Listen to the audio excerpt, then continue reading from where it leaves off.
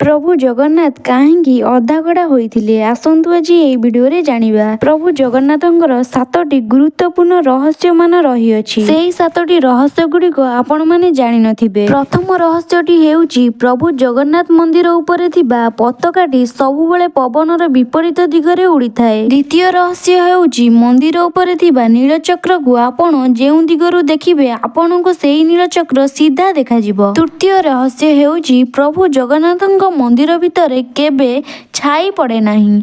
आपण सबु दिगरे बुली देखि आसिबे आपणको केउठी भी छाई देखिबाकू मिलिबनी। चतुर्थ रहस्य हेउची प्रभु जगन्नाथंक मंदिर पाखरे समुद्र अछि हेले से समुद्रर लहड़ी शब्द केबे भी मंदिर भीतर को आसे नाही। परवर्ती पंचम रहस्य हेउची अनेक मंदिर उपरे पक्षी उड़ी थांती किंतु प्रभु जगन्नाथंक मंदिर उपरे पक्षी उड़ंती नाही। सेथिपाई मंदिर उपरे उड़ा जहाज भी उड़े नाही। षष्ठ रहस्य मंदिरर प्रसाद केबे सरे नाही। लक्ष लक्ष भक्त हेले भी मंदिररु केबे अभड़ा सरे नाही एवं अभड़ा केबे नष्ट भी हुए नाही। सप्तम रहस्य पुरी मंदिर उपरे थिबा बाना सबुदिन बदला जाए। जदि बाना गोटे दिन बदला न जाए तेबे कुहा जाए मंदिर 18 वर्ष पई बंद होई जिवो। तो एबे हमें जानिबा प्रभु जगन्नाथ मूर्ति अधागढ़ा काहे। प्रभु जगन्नाथंकर मूर्ति अधागढ़ार कारण हेउची पूर्व जुगर दिया जाइतिबा वरदान। भारत रे अवंती नामक एक राज्य रे इंद्रदिन नामक एक राजा थिले एवं से भगवान विष्णुंकर बहुत बड़ भक्त थिले। थरे राजांक राजसभा को गोटे ब्राह्मण आसीथिले। से राज्यसभा को आसी कहिले राजा ओडिसा रे भगवान विष्णुंको भव्य रूप नीलमाधव रूप रे पूजा पाउचंती। एहा सुनी राजा ओडिसार चारि दिग को तांकर सैन्य मान को पठाई देले किंतु बहुत दिन बीतीगला परे भी प्रभु नीलमाधवंकर संधान केही भी पाई नथिले। एहा सुनी राजा बहुत भांगी पड़िथिले।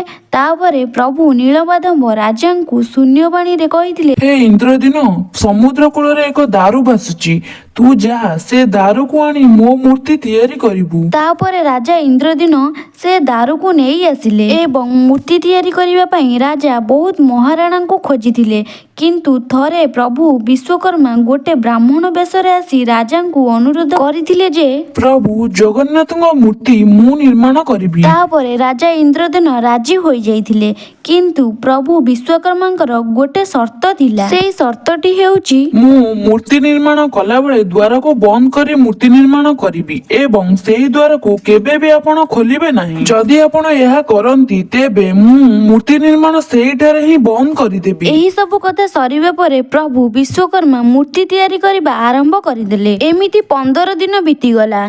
थरे राजा एवं रानी भ्रमण करिबा पई सेही द्वार पाखकु जाइथिले किंतु सेही गृह भितरु कौनसी भी शब्द आसु नथिला। एहा देखि रानी बहुत चिंतित होई गले एवं इंद्रदिन को कहिले तुमे जाई देखो कोन होईछि। किंतु राजा कहिथिले जे मु गोटे शर्त रखिथिली 21 दिन पर्यंत मु एही द्वार खोलिबी नाही कि मूर्ति महाराणा को डाकिबी नाही। किंतु रानी बहुत जिद्दी धरिथिले आउ कहिथिले तुमे जाओ से कबाट खोलिबो आउ देखिबो भितरे कोन चालिछि। राजा बाध्य होई सेही कबाटटिको खोली देइथिले एवं खोलिला परे देखिले जे सेठी आउ प्रभु विश्वकर्मा नाहांती एवं प्रभु जगन्नाथंक मूर्ति अधागढ़ा होई रहिछि। तापरे संगे संगे शून्यवाणी होइथिला जे प्रभु एही अवस्था रे ही कଳି जुगरे पूजा पाइबे किंतु प्रभु जगन्नाथंकर मूर्ति अधागढ़ार कारण हेउछि जे पूर्व जुगरे दिया जाइथिबा वरदान जाहाको हमें परवर्ती वीडियो रे जानिबा। एही वीडियो रे जदि आपण माने किछि जानिबाकू पाइछन्ती त वीडियोटी को लाइक करी चैनलटी को सब्सक्राइब करी दियंतु जहा फल रे हमर नूतन वीडियो रो नोटिफिकेशन आपणक पाखरे प्रथमे पहुंचिबो।